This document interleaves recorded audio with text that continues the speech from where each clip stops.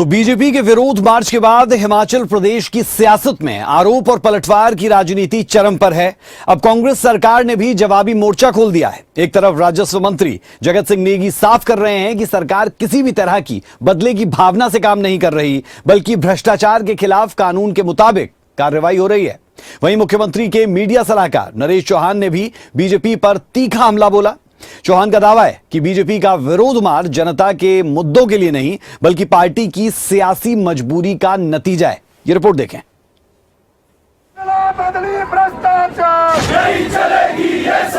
Investigation में अगर कोई मामला पाया जाएगा तभी केस आगे चलेगा ना। भाजपा जो है वर्चस्व की लीडरशिप की लड़ाई में फंसी हुई।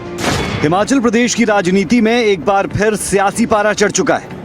बीजेपी के विरोध मार्च के बीच प्रदेश के राजस्व मंत्री जगत सिंह नेगी ने विपक्ष पर जोरदार हमला बोलते हुए साफ कहा कि सरकार किसी भी तरह की बदले की भावना से काम नहीं कर रही, बल्कि भ्रष्टाचार के खिलाफ कानून के अनुसार कार्रवाई हो रही है। नेगी ने बीजेपी के आरोपों को सिरे से खारिज करते हुए कहा, अगर किसी को सरकार की कार्रवाई पर आपत्ति है तो सड़कों पर हंगामा करने के बजाय अदालत का दरवाजा खटखटाना चाहिए। जो है जायज है कि आप जब किसी एक के ऊपर आरोप अगर हो रहा है तो अपने कुंबे को बचाने के लिए ये सब तो करना ही पड़ेगा उनको। पर बात ये है कि आप प्रदर्शन अगर किसी अच्छे काम के लिए कर रहे हैं, कोई विरोध किसी मुद्दे को लेकर कर रहे हैं, पर यहाँ तो भ्रष्टाचार का मामला है। आप अगर अपने लोगों को भ्रष्टाचार से जो है कि कानूनी कार्रवाई के तहत उसको रोकने के लिए इस किस्म का जो है एक हथकंडे अपनाकर लोगों का ध्यान जो बटोरना चाहते हैं, उसमें आपको जो है सफलता नहीं मिलने वाला है। क्योंकि भ्रष्टाचार का अगर मामला अगर कांग्रेस पार्टी ने, कांग्रेस की सरकार ने अगर किसी भी व्यक्ति के ऊपर लगाया है, कोई ठोस सबूत के आधार पर लगाया होगा।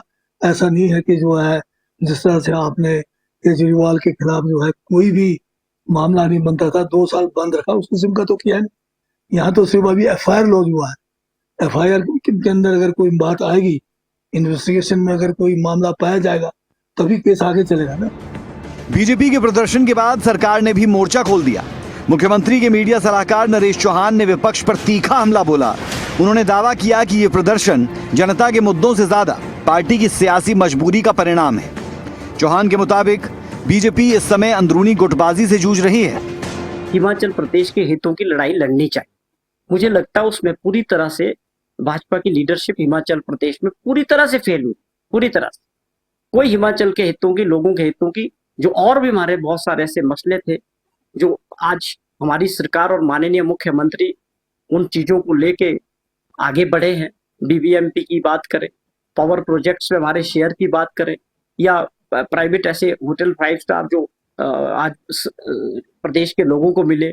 और जहां भी हिमाचल प्रदेश के हित है, हमारी सरकार ने और मुख्यमंत्री जी ने तय किया कि सबसे पहले हम वो लड़ाई को लड़ेंगे, चाहे वो भारत सरकार के पास अपना पक्ष रखना है, चाहे अपने पड़ोसी राज्य है, हमारे हरियाणा है, पंजाब है, उनके साथ है। बार बार पहले दिन से मुख्यमंत्री जी इस बात को और हमारी सरकार प्राथमिकता से आगे बढ़ी है, और हमको इसमें काफी सफलता भी मिली है और आगे भी मिलेगी। जो फाउंडेशन उन्होंने रख दी है, जो भूमिका बना दी है, मुझे लगता है कि सरकारें किसी की भी रहेगी फ्यूचर में, हिमाचल प्रदेश के लोग ये समझ चुके हैं कि सरकार वही बनेगी जो हिमाचल प्रदेश के हितों की बात करे। जो हमारा फ्यूचर है, बच्चे हैं, उनका हित तब होंगे जब हम कुछ प्लान करेंगे हिमाचल प्रदेश के। हमने गलतियां की है पिछली सरकारों में, आज भी वक्त है कि बाकी राजनीतिक दृष्टि से जब चुनाव आएगा सभी अपना काम करेंगे।